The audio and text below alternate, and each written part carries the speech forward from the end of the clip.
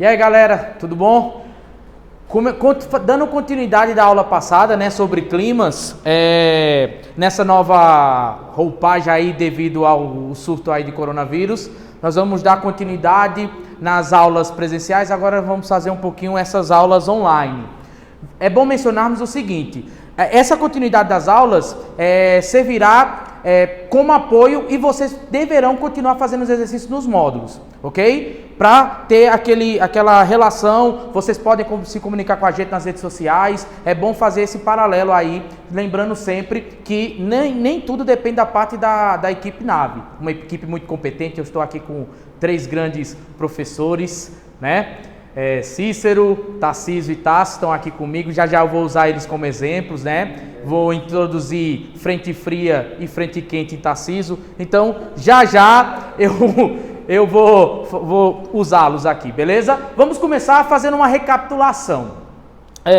Na aula de climas eu falei um pouquinho sobre as diferenças de tempo e clima, né? Tempo condição momentânea e clima característica da região. Vale lembrar que nós temos os elementos que formam o tempo. Quais são os principais elementos? Temperatura, umidade e pressão. Juntando todos esses fatores, eu tenho uma condição do tempo. Lembrando que tempo é o estado momentâneo daquela região, daquela localidade. Já clima é característica da região derivado dos fatores climáticos, que é justamente a aula de hoje.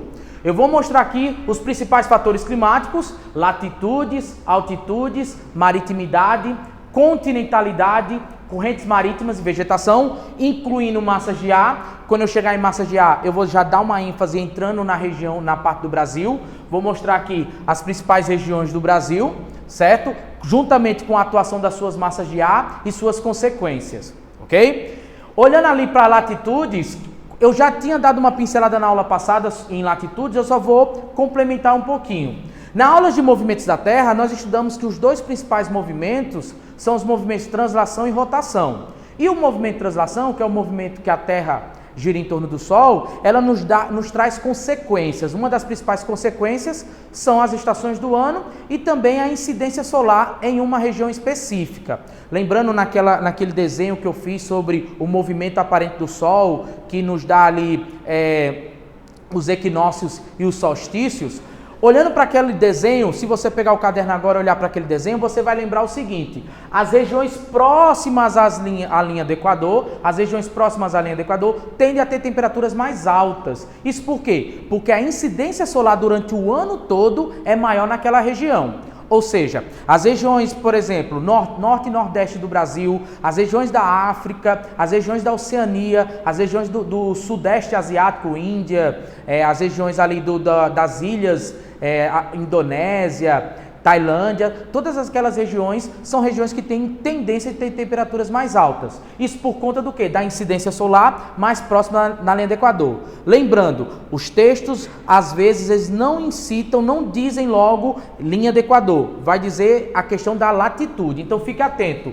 Baixas latitudes, próximo ao Equador. Ok? Baixas latitudes, próxima ao Equador.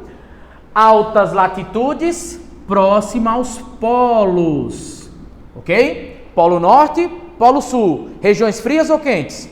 Frias, não é? Então, olha agora. Baixas latitudes, temperaturas altas.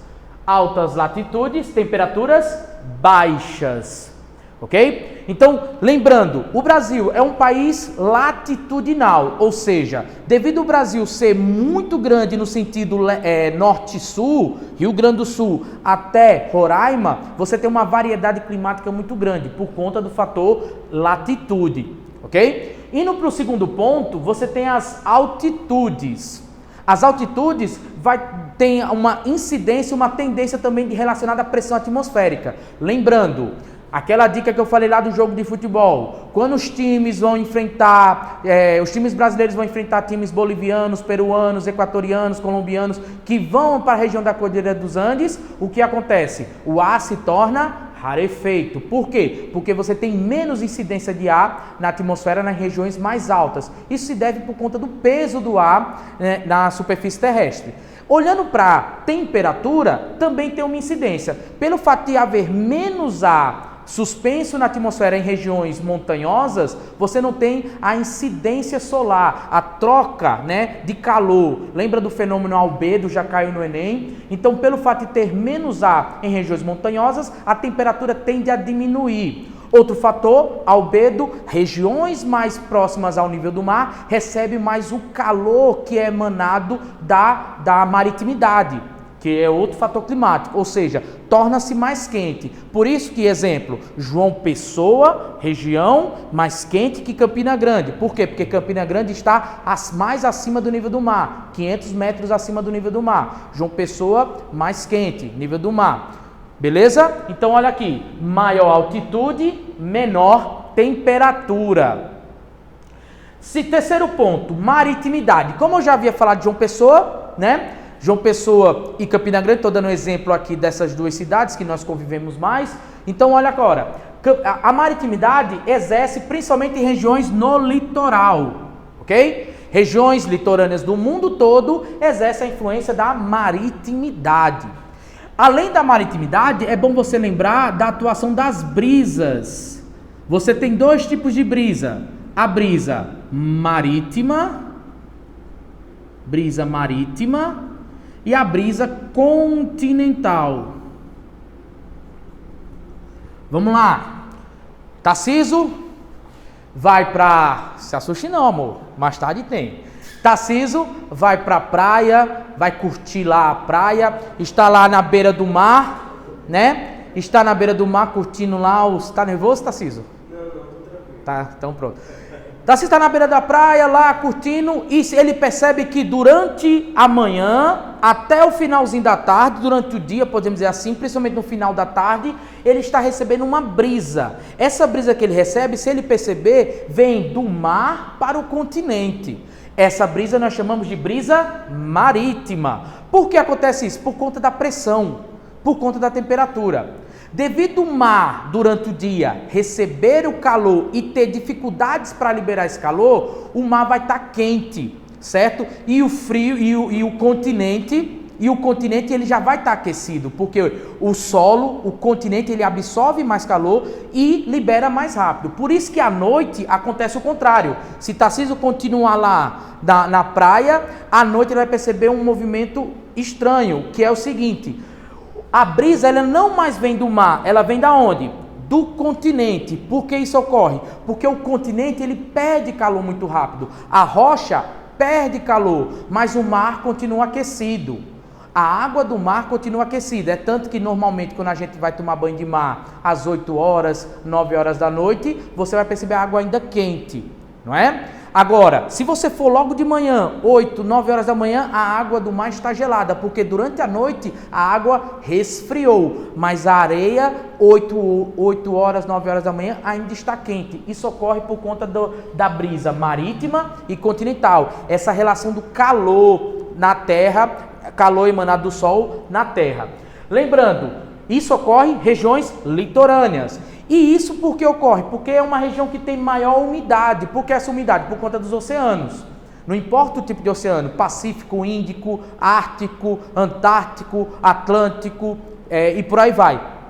O interessante é o seguinte: devido a essa maior umidade, vai fazer com que esse fenômeno de maritimidade e brisa marítima e brisa continental faça com que a amplitude térmica das regiões litorâneas seja menor. Vou repetir, devido o oceano ter dificuldades de liberar calor, ou seja, ele absorve mais o calor, então à noite ainda está quente, aquele abafado, aquele mormaço. Por que acontece isso nas regiões litorâneas? Por conta da amplitude térmica. Quer dizer o quê? As regiões que têm menor amplitude térmica automaticamente são regiões próximas do mar. A única exceção no mundo são regiões florestais, principalmente floresta amazônica.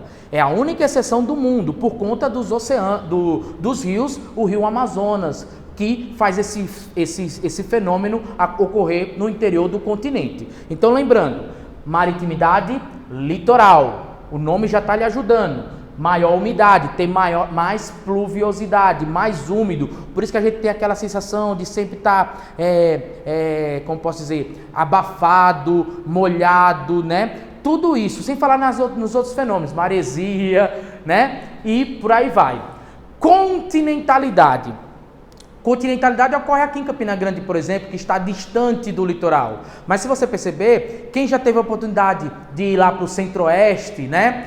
Goiás, Mato Grosso do Sul, até mesmo algumas regiões do Tocantins, por ali, aquela região central do Brasil, vai perceber mais o fenômeno da continentalidade. Olha aqui, regiões interioranas. Regiões interioranas ocorre a continentalidade.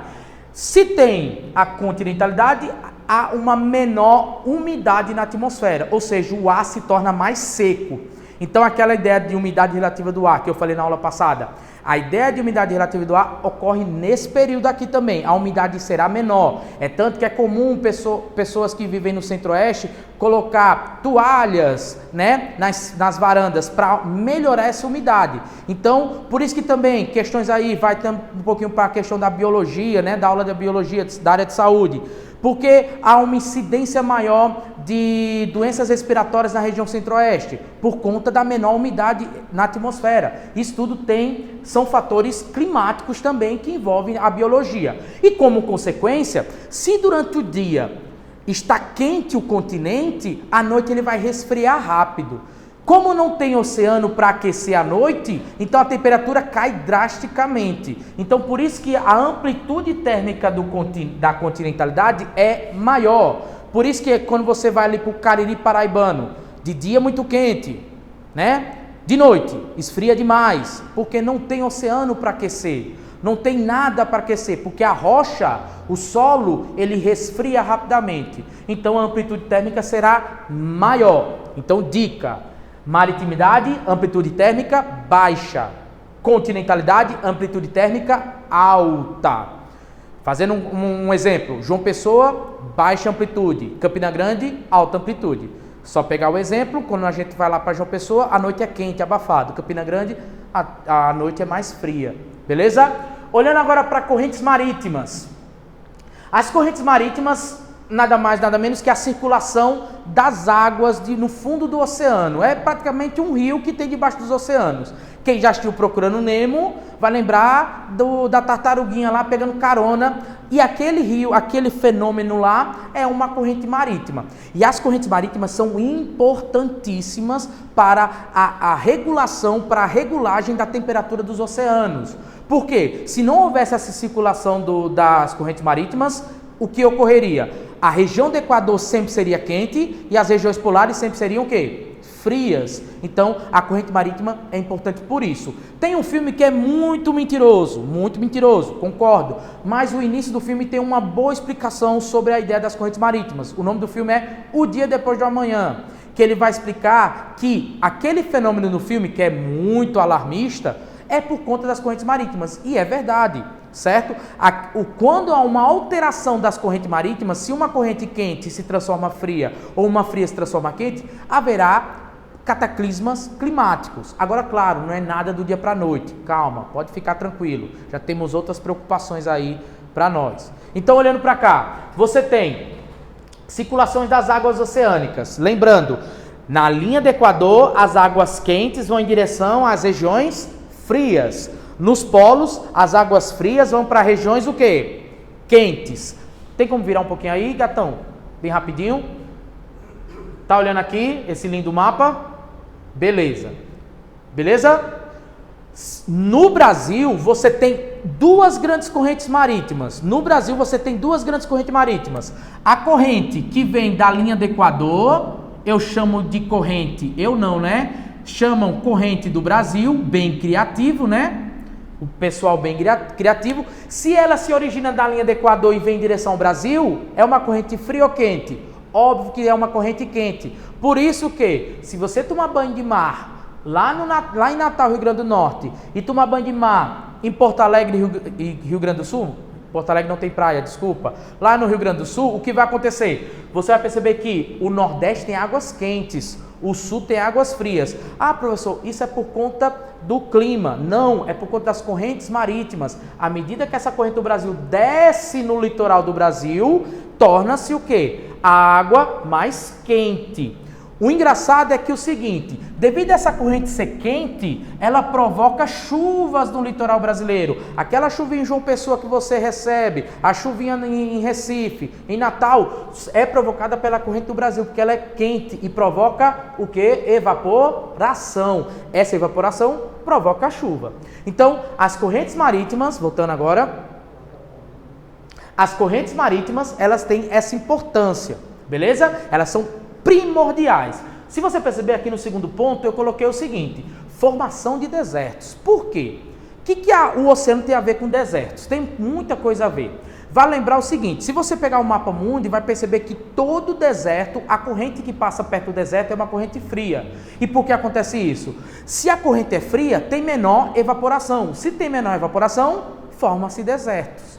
Ou seja, deserto Saara, a corrente perto do deserto Saara é uma corrente fria, não provoca chuva, então formação de deserto. E todos os outros desertos, deserto Atacama, do Kalahari, deserto do Novo México, nos Estados Unidos, tem então uma influência aí na formação de desertos. E como eu falei aqui no Brasil, disponibilidade de chuva, ou seja, as correntes marítimas provocam chuvas no litoral, beleza? Vegetação. A importância da vegetação é o seguinte: o pessoal mais antigo, né, nas cidades brasileiras, principalmente aqui nas cidades interioranas do Brasil, era comum constrói a casa, aí coloca na calçada uma árvore. Aí, por que essa árvore? Para fazer uma sombra, mas também para deixar a temperatura da sua casa mais amena. Por que acontece isso? Porque a vegetação é um regulador térmico. Pelo fato do quê? Essa vegetação sendo um regulador térmico e também por conta desse fenômeno aqui, ó, evapotranspiração. Isso é muito importante porque se você olhar a evapotranspiração, você vai lá olhar para a floresta amazônica, certo? Floresta amazônica. Por quê? Todo mundo já ouviu falar uma vez: professor, eu ouvi falar que lá no Pará, todo dia no final da tarde chove. Por que acontece isso? Por conta da grande incidência de vegetação que tem lá. A maior floresta do mundo está lá. Então vamos lá: floresta, calor, gera umidade. Essa umidade é gerada pelo processo de evapotranspiração, que é a transpiração das plantas, não é? E isso faz com que naquela região norte do Brasil, Belém, Manaus, aquelas capitais do norte do Brasil, ocorra uma grande incidência de chuva. E também é um autorregulador, ou seja, isso favorece o surgimento da floresta, que a floresta favorece o surgimento da chuva. E isso é um ciclo praticamente aí que vai ocorrer cada vez mais. Lembrando que o processo de desmatamento da Amazônia faz com que diminua a quantidade de chuva em todo o Brasil, principalmente numa região sudeste. Aí você vai lembrar, período de escassez de água na região sudeste de 2012, 2013, 2014, 2015.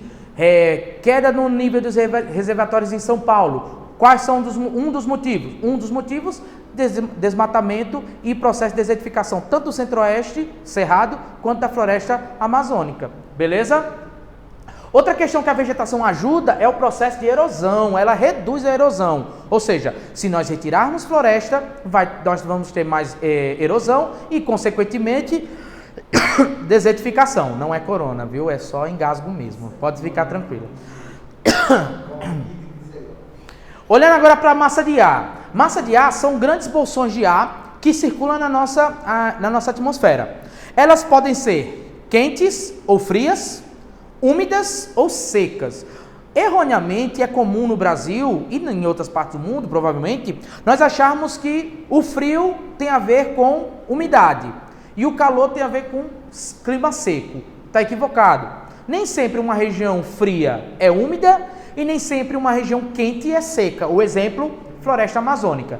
Olhando para cá, eu trago o Brasil para vocês. E então, preste atenção. As massas de ar do Brasil são essas. Tássio, Brasil. Tá no Brasil? Tássio, Tássio ajeitou aí? Beleza. Massas de ar, você tem as 5 principais massas de ar no Brasil. Preste atenção.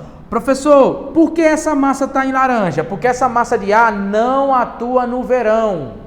Vou repetir. Esta massa de ar não atua no verão, só atua no inverno. Vamos conhecer as massas de ar. Primeiro, no mundo só tem 3 tipos de massas de ar. Ela pode se originar na linha do Equador, então elas são chamadas de massas, o Ezão aqui, equatorial, equatorial, equatorial. Massa tropical, por quê? Porque se origina próximo dos trópicos. E massa polar, que se origina próximo do quê? Das regiões polares. Ou seja, nós temos 3 tipos de massas. Essas massas, as que se originam no Equador, tendem a se tornarem massas quentes, as tropicais também são quentes, e as massas polares são massas frias, massas de ar frias. Então, você já tem aqui os exemplos. Olhando para aqui para o mapa do Brasil, você vai perceber o seguinte: 5 massas de ar atuam com frequência no Brasil. A mais famosa de todas é essa daqui, ó. Massa equatorial continental. O Czinho aqui é derivado de continental. O A é derivado de atlântico, porque se origina no Oceano Atlântico. Então tem massa equatorial atlântica, massa equatorial continental. Beleza. Massa tropical continental, massa tropical atlântica e massa polar atlântica. Essas 5 massas de ar são importantíssimas para a condição climática brasileira e também disponibilidade pluviométrica do Brasil. Então vamos conhecer cada uma delas exemplificando. Todas as massas de ar, dá para ver aqui, Tássio? Não, dá para ver ficar os dois? Pronto, beleza. A massa equatorial atlântica, ela se origina próximo a Portugal, ali na região dos Açores. Devido a ela se originar muito distante do Brasil, ela chega quase fraca no Brasil e ela não consegue ultrapassar as barreiras naturais do Brasil. Ou seja, essa massa de ar, ela atua basicamente nos períodos do verão e provoca chuvas ali na região de João Pessoa, na região de Natal, o litoral nordestino. Ela não chega no sudeste brasileiro. Certo? Então essa massa, ela é muito influenciada pelos ventos alísios. Olha aqui. Ventos alísios, ok? Os ventos alísios se originam na linha do Equador e seguem em direção ao Brasil. Beleza. A segunda massa, essa é a mais importante, podemos dizer assim, do Brasil, que é essa massa equatorial continental. E se você perceber aqui, olha, todas as massas que se originam no continente, elas são secas. Lembrando lá do fenômeno maritimidade. A única massa de ar do mundo que se origina no continente e não é seca é a da floresta amazônica, por conta da própria floresta. Então você tem a massa equatorial continental, ela é importante porque ela provoca a famosa chuva de verão, que eu vou mostrar para vocês futuramente. Essa massa de ar, ela traz chuvas no início do ano até meados de maio, certo? Para as regiões Nordeste, Sudeste do Brasil e Centro-Oeste. Lembrando, quando nós diminuímos a floresta amazônica, quando nós desmatamos a floresta amazônica, vai diminuir essa massa de ar. E essa massa de ar perdendo força vai diminuir a quantidade de chuva no Brasil. Importantíssimo você saber disso. A próxima massa de ar que eu vou mostrar para vocês é a única seca do Brasil. A massa de ar seca do Brasil é a massa continental, massa tropical continental. Ela é a única seca, se você perceber aqui, certo? A massa seca, então, ela provoca, certo, o período mais seco do Brasil, o período de estiagem, principalmente da região centro-oeste. Por isso que o centro-oeste brasileiro é uma região seca, ok? Outra massa importante é a massa tropical atlântica. Ela provoca chuvas também na região de São Paulo, Rio de Janeiro, até o sul do Brasil, no verão. Mas, no inverno, ela também ganha importância. Por quê? Porque no inverno, vou colocar aqui, olha, a massa polar, ela atua principalmente no inverno. Ok? No inverno. Então, vamos lá. A massa polar atlântica, derivada da região polar, ela é fria. Agora, se você perceber aqui, eu coloquei um asterisco aqui, porque ela nasce úmida, mas devido a ela pegar um longo caminho ao chegar no Brasil, ela chega praticamente seca. Por isso que o nosso inverno aqui no Brasil é um inverno mais seco, que favorece as doenças respiratórias. Então é um período aí que as pessoas vão ficar muito gripadas e tudo mais. Ok? Olhando para cá, então você tem a massa polar, ela tem 3 fenômenos muito interessantes que é bom você anotar. Na região norte do país, ela provoca o fenômeno friagem, certo? Que é quando a região norte tem uma queda de temperatura. Na região sudeste, certo? Vou colocar o sudeste correto aqui, ó. Sudeste, certo? Ela provoca um fenômeno chamado geada. Quem já viu alguma notícia lá de São Paulo, até mesmo regiões de Minas Gerais, região serrana do Rio de Janeiro, que presença de neve, de geada. Por quê? Porque por conta dessa massa de ar aqui, ok? A massa polar atlântica ela é responsável por quedas acentuadas de temperatura. É tanto que durante o inverno, algumas regiões do sul e sudeste têm temperaturas abaixo de zero, ok? E para finalizar, quando você une a massa polar com a massa tropical atlântica, essas duas massas, quando elas se unem, ela chega no Nordeste. Só que ela vai chegar no Nordeste no mês de junho. São João, lá ó. São João, forrozinho. Eu e meus parceirinhos lá no forró. Mas tem um probleminha. Quando essa massa de ar chega aqui no Nordeste, ela vai provocar a famosa chuva frontal. Que eu vou explicar agora essas chuvas aqui. Mas antes de finalizar as massas de ar, lembrem-se. 4 atuam no verão e uma atua no inverno. Próximo? Então, beleza. Continuando aqui, tipos de chuva. Só para finalizar, nós temos 5 tipos de chuva, ok? 5 grandes tipos de chuva. Eu tenho a chuva convectiva, que ela é a famosa chuva de verão. Lembra de Calypso? Chuva de verão me fez. Logo vi. Te fez. Gostou? Quer vir dançar comigo? Chuva de verão, me fez. Calypso, viu? Lembrando, chuva convectiva, chuva de verão. Meu Deus do céu, você não é mentido. Chuva frontal, certo? Chuva frontal, que é a famosa chuva de inverno, e a chuva orográfica, que é a famosa chuva de relevo. Aí você vai falar, professor, o senhor falou 5 tipos de chuva, tá faltando 2. Você tem um granizo e neve, que não são consideradas chuvas, e sim precipitações. Além de granizo e neve, você tem o orvalho, você tem o sereno, né? E a neblina. Porém, eu vou falar isso mais à frente para vocês, beleza? Continuando aqui. Chuva convectiva, como é a famosa, Tassi está dançando ali atrás, né? A famosa chuva de verão. Tassi está fazendo homenagem a um amigo dele, morreu. Chuva convectiva, verão. O que foi? Chuva convectiva, vamos lá. A chuva convectiva, fiquei até suado aqui, Tassis, lembrei da nossa noite. A chuva convectiva, ela tem grande vazão. O que seria isso? Vocês estão acostumados que até o período de abril, maio, que tem até a famosa música Águas de Março, né? As águas de março, perdão, até o período de março tem o período que tem maior ocorrência de chuva. Lembrando aqui que essa chuva de grande vazão é por conta do quê? Da relação do choque térmico entre o ar frio e o ar quente. Em um dia de verão, me dê isso aqui. Olha o que fizeram aqui comigo. Pessoal, isso é verdade? Estão me chamando de Joel uma barbada. Isso não é verdade não, né, pessoal? Eu estou mais para chimbinha, chimbembo. Ó, pessoal...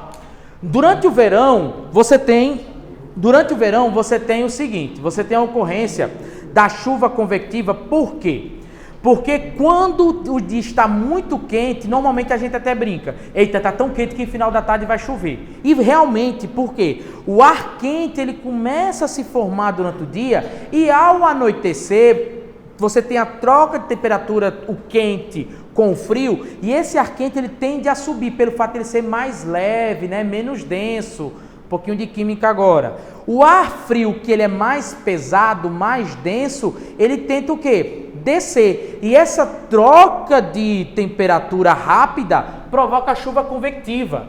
E por que a chuva convectiva é uma de grande vazão? Pelo fato de as nuvens estarem bastante carregadas. E também o curto prazo da chuva. Por que o curto prazo? Devido ser uma queda d'água, uma grande vazão d'água, não vai ter tempo da nuvem se formar, então ela cai de forma muito rápida. Então essa chuva vai ter em média aí entre 15 a 40 minutos. É uma chuva muito forte e essa chuva é interessante para encher reservatórios, açudes, barragens e por aí vai. Porém essa chuva é danosa para a agricultura, porque ela vai alagar, dependendo de algumas agriculturas, né? Já a chuva frontal, que também é chamada chuva de inverno, ela é uma chuva que ocorre principalmente nos meses de junho, no Brasil, viu? Nos meses entre maio até agosto, junho, julho principalmente, certo? Essa chuva frontal ocorre justamente por conta desse encontro aqui, ó, encontro da frente fria com a frente quente. Quando a frente fria chega na cidade, na região, ela expulsa a frente quente, que ela vai embora, e ela estaciona. Normalmente nós chamamos isso de frente estacionária. Ela estaciona na região, é tanto que você vai ter vários dias nublados, não é? E não tem o ar quente, a frente quente, ela não consegue entrar. E devido a frente estacionária estar localizada na região, então vai ter uma chuva longa, de longo prazo, porém é de pequena vazão. Por isso que essa chuva é muito boa para a agricultura. Curiosidades, o período junino nosso é o período de colheita, de fartura, por conta dessa chuva. Porque você vai ter o solo úmido, você vai ter a colheita, certo? Então, por isso que nossa festividade junina para a região do povo nordeste é uma festa que vai trazer muitos frutos, por conta da colheita. Beleza? Finalizando, chuva orográfica. A chuva orográfica, famosa chuva de relevo, ocorre em regiões de montanha, de planalto. Exemplo, até mesmo Campina Grande recebe um pouquinho da chuva de relevo. O que acontece? As frentes frias úmidas esbarram no relevo e pelo fato de a frente fria ser mais pesada, o ar frio ser mais pesado, ela não consegue ultrapassar o relevo, formando uma barreira. Essa barreira, ela faz com que forma-se brejos na região. E do outro lado, uma região seca, que aqui no Nordeste nós chamamos de Cariri. Então, de um lado é o brejo, do outro lado é o Cariri. Por quê? Porque essa nuvem não tem condições de passar. Ela vai passar, só que ela só consegue passar se ela vazar, ou seja, ela vai gerar uma vazão de um lado, mas do outro lado ela não gera vazão. Por quê? A nuvem passou praticamente sem umidade. Então, por isso que nas regiões do sertão, do Cariri, paraibano e nordestino, você vai ter muitas nuvens, porém nuvens pouco carregadas. Aqui, essa chuva aqui ocorre em regiões montanhosas e de planalto. Beleza, galera? Espero que vocês tenham gostado. Valeu!